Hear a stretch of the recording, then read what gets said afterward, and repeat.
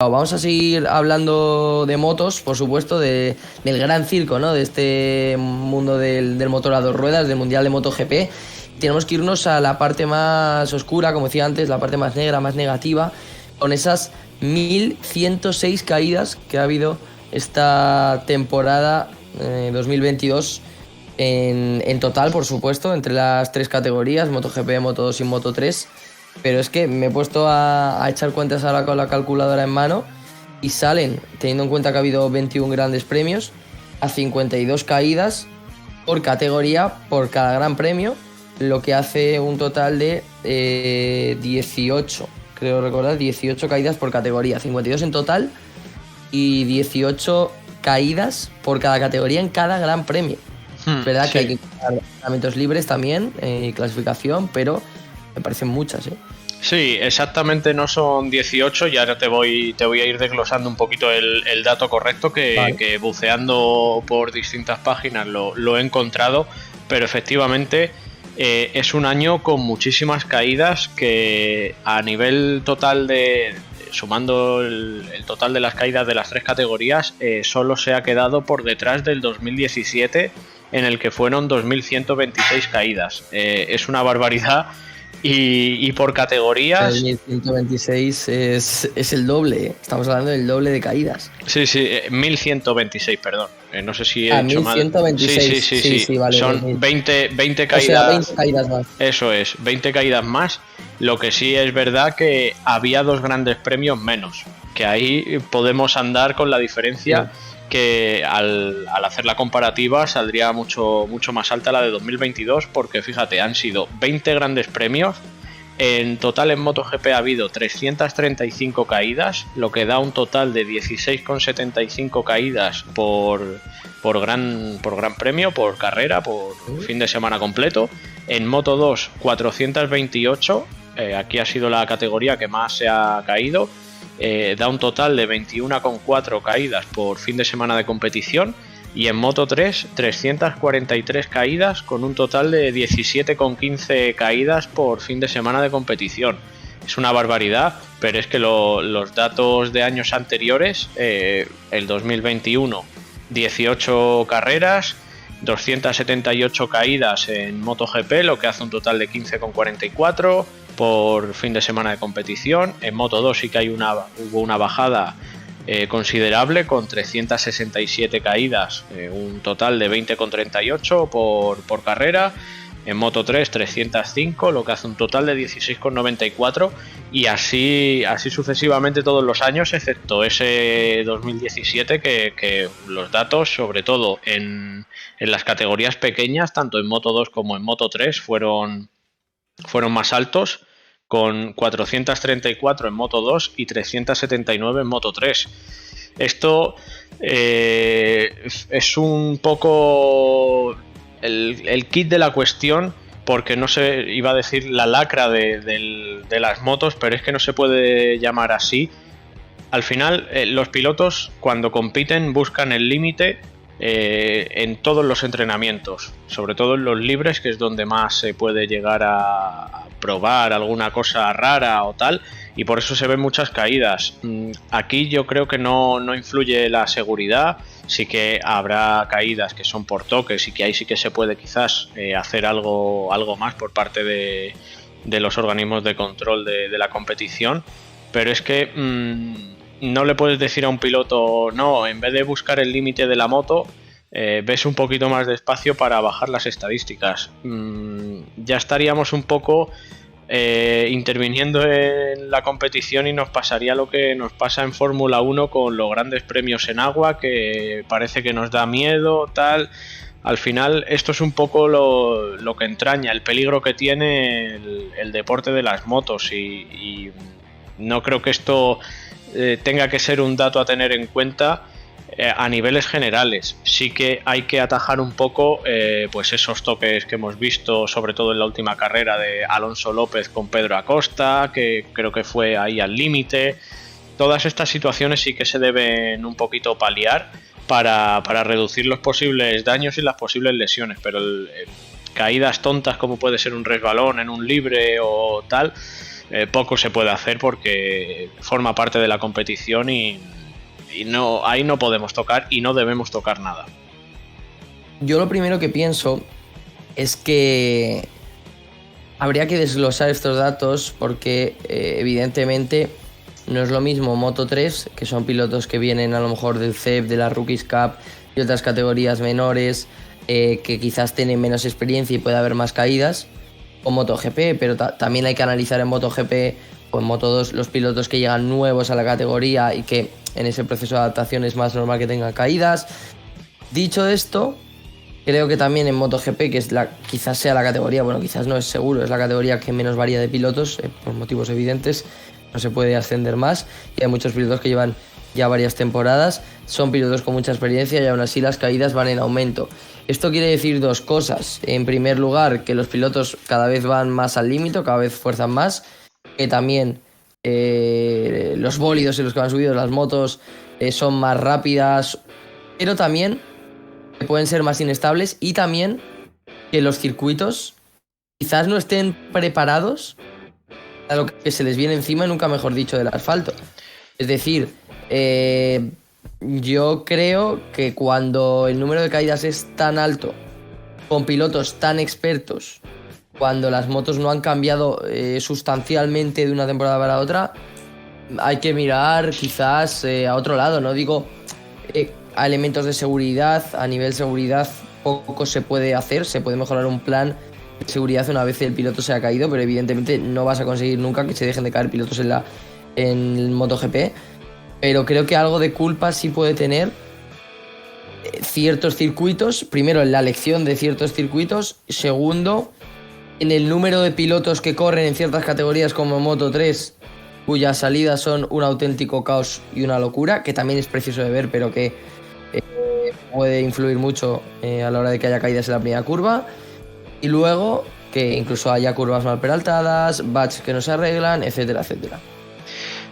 Aquí es que no estoy de acuerdo en lo que has dicho, porque fíjate que el circuito de Valencia, que es el último, el de Cheste, lleva en el calendario desde el 1999. Las motos desde hace un par de temporadas o tres no han sufrido cambios sustanciales, ni físicos a nivel visual, ni de motor, ni nada. No ha habido un gran cambio como pudo ser ese paso de 500 a MotoGP y de las MotoGP de 800 a las 1000, que puede haber una fluctuación un poco más alta. Las motos más o menos son las mismas, los circuitos son los mismos y ahí no creo que influya mucho. Sí que ha habido en circuitos que lo hemos visto que el asfalto deslizaba mucho por un reasfaltado mal hecho, por un parche que han puesto en el asfalto, por algún charco que se queda en el sitio crítico, ahí sí. Pero a rasgos generales no creo que pueda influir el tema del asfalto y el tema de los circuitos y demás, porque es lo que menos ha cambiado y no. Fíjate, esta temporada por seguridad en el circuito de Austria se incorporó una chicane después de la curva 1 para que las motos no cogieran tanta velocidad hasta llegar a la curva 2, efectivamente. Y ahí se incorporó eso un poco para evitar posibles caídas a alta velocidad. Y sin embargo la chicane fue el punto más crítico para el tema de las caídas, porque llegaban los neumáticos fríos de un lado, porque los pilotos tenían que frenar más fuerte, y fue un punto crítico. Te caes a baja velocidad, pero te caes. Y ahí ya sube un poquito.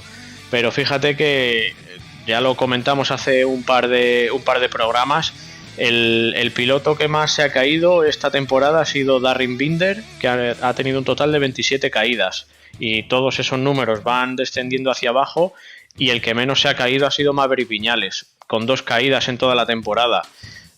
Da igual que tengas mucha o poca experiencia, porque lo más alto casi de la parrilla de caídas está Alex Márquez con 21 caídas, Pol Espargaró también con 21, Márquez, que ha estado mucho tiempo fuera y tiene 18 caídas.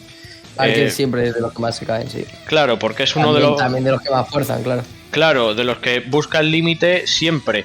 Así que por eso digo que no Yo no tomaría como referencia los datos así generales, sí que me centraría cuando hay alguna caída por algún toque, por algún problema ya un poco más concreto, porque tienen que forzar. En deporte de competición, de alta competición, la décima vale muchísimo, así que tienen que seguir forzando. Caídas en parrillas que hay 40, 50 pilotos, ahí quizás sí que se podía hacer un poco más en el aspecto de seguridad, reduciendo el número de motos que haya en una competición, porque esta temporada lo Moto vimos. 3 ha sido...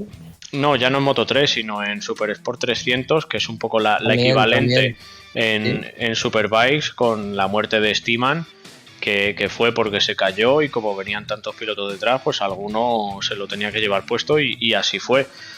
Ahí sí que quizá, y además lo comentó Sergio Jiménez, que le tuvimos por aquí hace un par de meses en la entrevista, que ahí sí que deberían hacer algo reduciendo el número de pilotos y haciendo 2 subcategorías o 2 tandas o como lo quieran hacer, pero algo tienen que hacer en ese sentido para que no tengamos que sufrir y lamentar más muertes, que al final vamos a muchas muertes cada poco tiempo. Y me lo has puesto a huevo, David, hablando de muertes y también hablando de chicanes, como la que comentabas del circuito de Australia, yo iba a incidir, la muerte de Luis Salom se produce en una curva en el circuito de Montmeló de la que ya muchos se habían quejado, una curva que en Fórmula 1 se cambia y se añade una chicane hace no demasiados años, yo creo que hace algo menos de 10 años. Sin embargo, en MotoGP todavía se sigue haciendo esa curva de la parte, digamos, antigua, entre comillas, del circuito, de la cual se habían quejado muchos pilotos y en la cual acabó pasando el fatal accidente. Yo no sé si se lo tendrían que hacer mirar los circuitos, por supuesto también a la hora de elegir los circuitos donde se corre, Dorna tendría que ser también partícipe de estas elecciones y tener en cuenta la seguridad de los circuitos. Y por otra parte está el tema de los toques, que también te iba a preguntar si quizás crees que a nivel sanciones se podría hacer algo más, porque estamos hablando de que en la Fórmula 1 un piloto puede fallecer generalmente o puede tener daños muy graves por chocar contra un muro. Es que las motos no es solo por chocar contra un muro o por chocar contra el suelo, sino por quedarte en medio de la pista y que cualquiera del resto de motos te pasen por encima. Sí, y aquí por ir por partes, el tema de la muerte de Luis Salom fue literalmente un desgraciado accidente, porque no fue en la parte del circuito que tú dices, fue llegando de la curva de atrás a la curva del estadio, en esa recta. Pero fue la curva del estadio ya. No, fue la penúltima curva, penúltima curva del circuito. No, fue en la subida del estadio a la siguiente. La que tú dices es las 2 últimas curvas, que fue donde Rossi pasó a Lorenzo y demás, pero el accidente de Salom fue antes, que al acelerar en la curva del estadio y subir, a la moto le pasó algo, se descontroló y le tiró en un sitio donde pocas veces hemos visto una caída, y terminó impactando contra el muro y ahí acabó su vida. Pero fue literalmente un desgraciado accidente que no debería haber pasado, porque fue una situación extraña. No fue una caída ni mucho menos predecible, ni se quedó dentro de la pista y llegó otro piloto. No, fue, ya te digo, un desgraciado accidente, y además ocurrió en unos entrenamientos, que no fue ni en carrera. Así que peor me lo pones. Respecto estoy viendo, David, que fue en la penúltima curva, justo donde se haría, digamos, donde empieza la chicane, donde varía la trazada, ahí fue. Fue en la de antes. En ese cambio de trazada. En la de antes. La penúltima curva. La curva 12. Tengo yo. No fue después de esa curva que tú me dices, donde está pintado el circuito de Montmeló, y luego la subida y posterior curva derecha. No, fue la penúltima, sí. Pues tengo yo mis dudas, porque creo que el muro con el que impactó. Lo estoy mirando aquí. Que el muro con el que impactó fue el de la subida del estadio, pero bueno, que en fin, es lo de menos. Que ya te digo, que fue un accidente bastante desgraciado y que no tuvo que ocurrir. Pero la realidad es que pasó y bueno, ya está. A ver, dame un segundo, porque me lo has pasado, así que le voy a echar un ojo. Has visto, lo que tiene el directo, que te lo puedo Claro, pasar por WhatsApp, aquí nadie se entera. Pero es que esa no es la chicane que han incorporado en la Fórmula 1, ¿eh? Es que esa curva es la que yo te digo... Me refiero a la chicane, ahí es donde se cambia, digamos, la trazada del circuito, porque la Fórmula 1 no pasa por esa curva, sino que la curva tiene unos metros antes y luego ya hace la chicane. No, es que, a eso me refiero. La imagen donde está, bueno, para que lo vean los espectadores, que no se ve, por cierto, en imagen, pero bueno, que la zona que hay sombreada del circuito está mal indicado. Está mal indicada, pero bueno, que en fin. Que repito que el accidente de Luis Salón fue un fatal accidente y no tiene más explicación. El tema de las sanciones con los toques, aquí sí que creo que se deberían poner un poquito más serios, porque no puede ser que haya muchos pilotos en todas las categorías que utilicen al piloto rival o al piloto compañero como punto de referencia de frenada para frenar encima suya como se hace y como hacemos en la consola. No puede ser que, pues llego un poquito apurado, quiero adelantarle, pues freno directamente golpeándome con él. Ahí es donde sí que deberían un poquito poner el foco, porque como bien has dicho, te puedes quedar dentro de la pista y puede ser un accidente muy grave. En fin, recordamos el accidente de Marco Simoncelli, que ese igual fue una fatal casualidad, que en vez de irse hacia afuera, como suele ser lo habitual cuando te caes y arrastras hacia afuera, por querer quedarse dentro de la moto, tiró hacia adentro y Valentino Rossi impactó con su cuello y puso fin a su vida. Soya Tomisawa en Moto 2, que pisó el verde y se quedó en medio de la pista, llegó otro piloto por detrás y le partió por la mitad por dentro, literalmente. Esos son accidentes desgraciados. Pero los toques, los accidentes que se provocan por ir un poco más fuerte de lo que se debe, por ir pasado de vueltas, eso sí que tienen que poner el foco, porque son los únicos que pueden evitar. Así que bueno, yo sinceramente espero que no tengamos la temporada 2023 que lamentar ninguna muerte de ningún piloto de ninguna categoría y ya está, y que poco a poco, con el tema de los airbags en los monos y con los mejores materiales en los cascos y demás, pues ha ido mejorando todo este tema. Pero al final, cuando tú te montas en moto y vas a 300 km por hora, cualquier mínima china que te encuentres, piedrecita pequeña que te encuentres en el camino que te haga tener un imprevisto, es un peligro, porque a esa velocidad no lo puedes controlar. Pero bueno, las medidas de seguridad han mejorado muchísimo. Ya no son las balas de paja que había antiguamente en los circuitos. Los guantes ahora resisten a las abrasiones del asfalto. En fin, todo ha ido evolucionando y creo que estamos en un buen punto.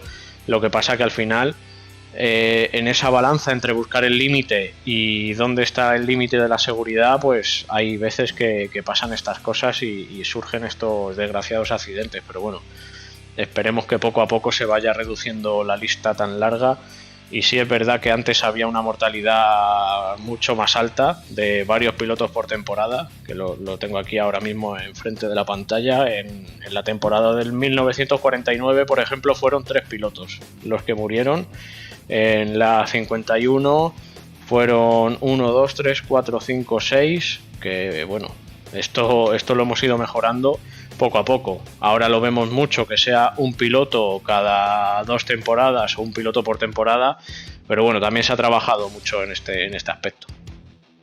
Bueno, ojalá se siga trabajando mucho más y se reduzca, pero evidentemente, como tú dices, David, y como también saben los pilotos y lo han dicho en miles de entrevistas, saben a lo que se atienen cuando salen a la pista, salen a rodar en el asfalto, porque van al límite, también es lo que les gusta y evidentemente pues estas cosas pueden pasar, ¿no? Es como el que se mete un encierro, sabe lo que hay y sabe a lo que se expone.